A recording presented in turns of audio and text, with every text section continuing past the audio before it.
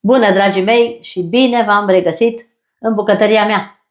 Astăzi vreau să vă fac o rețetă și mai bună ca cea de data trecută, și anume prăjitura Anita, de la o bună prietenă de-a mea. Și vom începe prin a prezenta toate cele de pe masă. Lista o găsiți în descrierea filmului, lista cu ingredientele. Și vom avea nevoie separat 400 de grame de nuci plus caju prăjite, pe care le voi măcina acum. Vom avea nevoie de un blat din albuș și de un aluat pe care îl voi împărți în două părți. Acum macin nuca plus caju, jumătate-jumătate.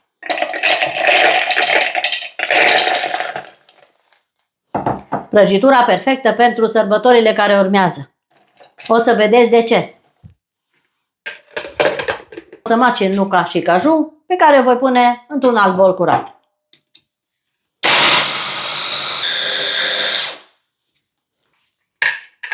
Prima tură este gata. Acum voi pune și restul. Și le voi măcina și pe acestea. Am terminat nuca de măcinat. Și am să o golesc și pe ea aici. Și o voi pune deoparte pentru că nu am nevoie chiar acum de ea. Miroase foarte bine nuca și caju măcinate și prăjite, bineînțeles. Punem deoparte. Acum voi începe cu untul. 180 de grame de unt la temperatura camerei, unde voi pune foarte puțină sare pentru gust și zahărul. O să vă schimb rețeta cât pun eu. Dacă vreți mai dulce și vi se pare că nu este suficient, puneți mai mult zahăr. Și un zahăr vanilat, un pachetel. Și acum voi bate cu mixerul până se spumează untul.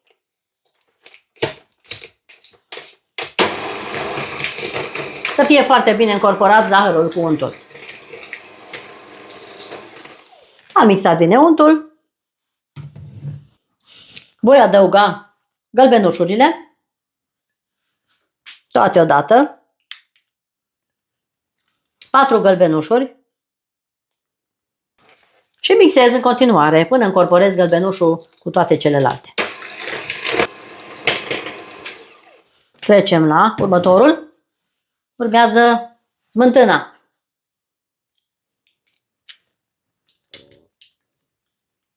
O 100 grame smântână, groasă trebuie să fie. Și amestec mai departe până încorporez și smântâna. Gata, am terminat cu mixerul.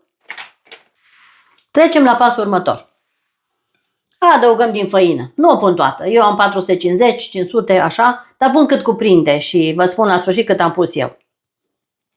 Pun o parte. Pun și jumătate de pachet de praf de copt. Și voi amesteca pentru început cu o spatulă, după care voi face cu mâna. Un aluat.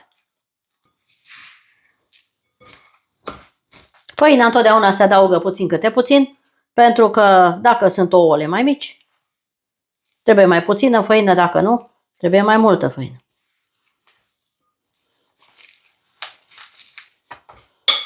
Mai adaug. Acum scoatem spatula și cu mâinile foarte bine spălate voi frământa acest aluat până devine un aluat bun pentru pus pe tavă. Mai trebuie făină, cred că o pun pe toată. Eu am avut 4 gălbenușuri mari. Voi pune pe masa de lucru și voi frământa pe masă. Și așa frământ până mi-iasă un aluat moale și foarte bun, nelipicios. Așa arată aluatul meu și trebuie să fie. Foarte puțin nisipos, dar așa trebuie. O să fac un sul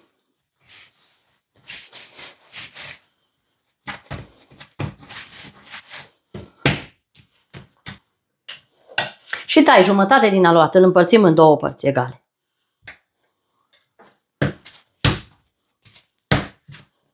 O parte va merge la congelator pentru a se răci foarte bine.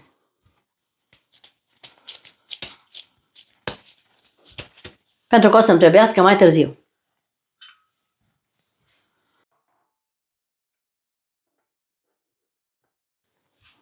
Acesta vine în congelator și pe acesta îl voi întinde direct în tavă. Partea a doua de aluat o voi întinde puțin. Foarte puțină făină pe masă.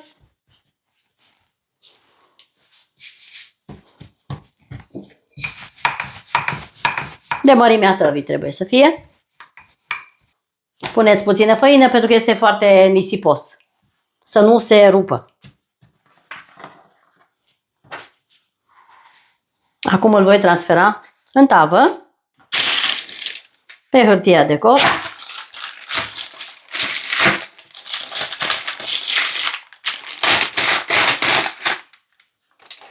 Și îl voi aranja puțin.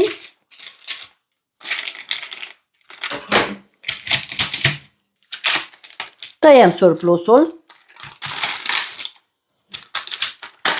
și o să lipesc unde este nevoie. Nu este nicio problemă, așa trebuie să-l facem. El se va așeza de la sine singur.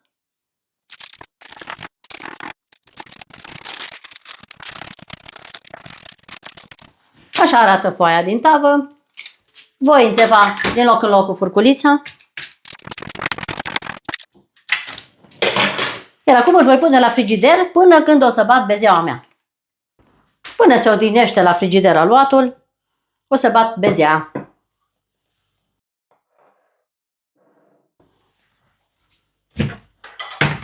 O să pun un praf de sare pentru a se bate mai bine. O să pun zahărul. Eu vă spun cât zahăr am pus.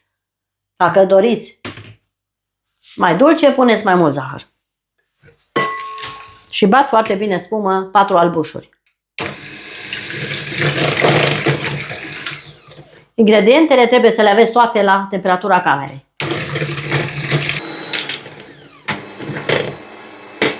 Adaug și esența de rom. Punem rom pentru că avem nucă prăjită și este deosebit de delicios.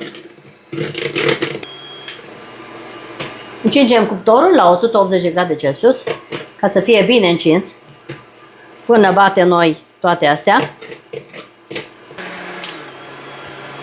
Albușul este foarte bine bătut. Trebuie să aibă o consistență groasă, vedeți? Acum cu o spatulă voi pune brânză fină Philadelphia. 500 de grame de brânză Philadelphia, da? Și încă 3 linguri de griș. Cam așa. 3 linguri mari. Și amestec foarte bine. Cu mișcări largi. De jos în sus. Să nu iasă prea mult aerul din albușuri.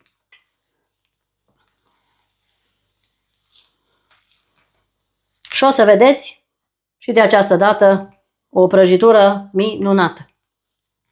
Încercați cu mare încredere această rețetă excelentă.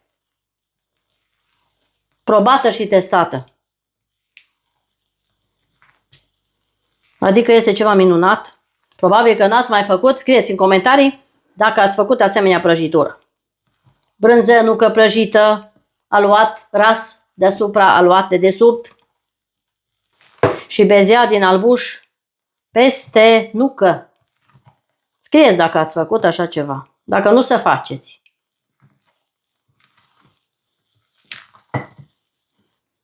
Așa arată blatul din albuș. Minunat. Foarte bine. Așa trebuie să fie gros. Am scos aluatul de la rece. Este rece, așa trebuie să fie. Peste care voi pune nucă. Direct așa cum este. pe toată suprafața. Și să vedeți bunătate. N-ați mai văzut asemenea delicioasă prăjitură. Foarte repede de preparat și este ideală pentru cele mai mari evenimente din familie și mai ales de sărbători. Se apropie Sfintele Sărbători și este ideal. Multă nucă prăjită, 400, și caju, jumătate-jumătate. Foarte multă nucă. O rețetă foarte veche, de asemenea. Apăs puțin. Foarte ușor de preparat, se face totul împreună. De aceea este foarte simplă. Dacă nu aveți caju, faceți doar cu nucă prăjită. Și acesta este partea cea mai importantă. Punem bezeaua peste această minunată nucă. Și faceți o prăjitură la dumneavoastră acasă senzațională. O să vedeți după ce o preparați odată. O mai faceți de multe ori după aceea.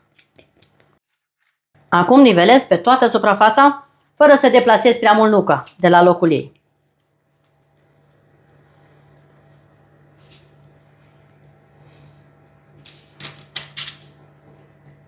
Cu mare, mare atenție.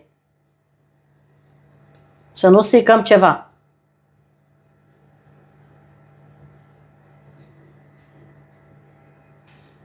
Nuca trebuie să rămână la locul ei.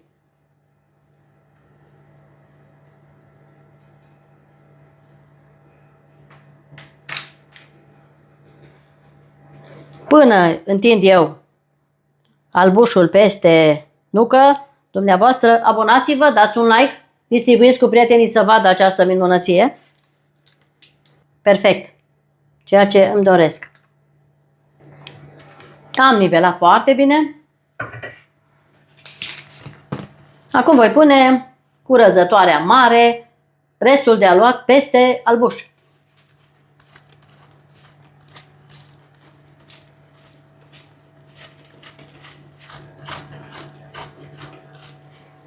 Și să vedeți bunătate.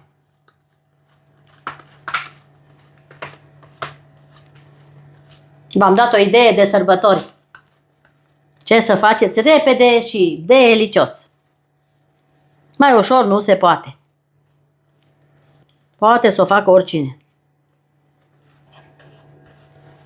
Așa vor arde tot aluatul pe deasupra prăjiturii mele.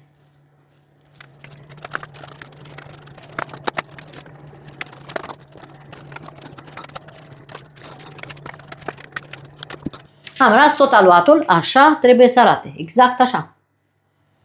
Acum o pun la cuptor la 35-45 de minute, fiecare cu cuptorul lui. Vă spun la sfârșit cât a stat la mine și ne vedem în curând. Dragii mei, prăjitura s-a răcit, așa arată, minunat, așa trebuie să arate, puțin prăjită. Am ținut-o 40 de minute la cuptor. Acum am să tai o bucată să vă spun și să vă arăt cum este. Trebuie să fie rece când o tăiem. Așa arată interiorul. Foarte, foarte bine.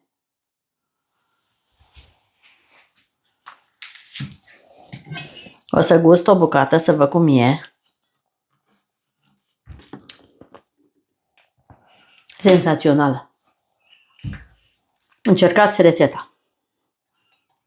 O să mai tai încă o bucată să vă arăt cum este și mai în interior.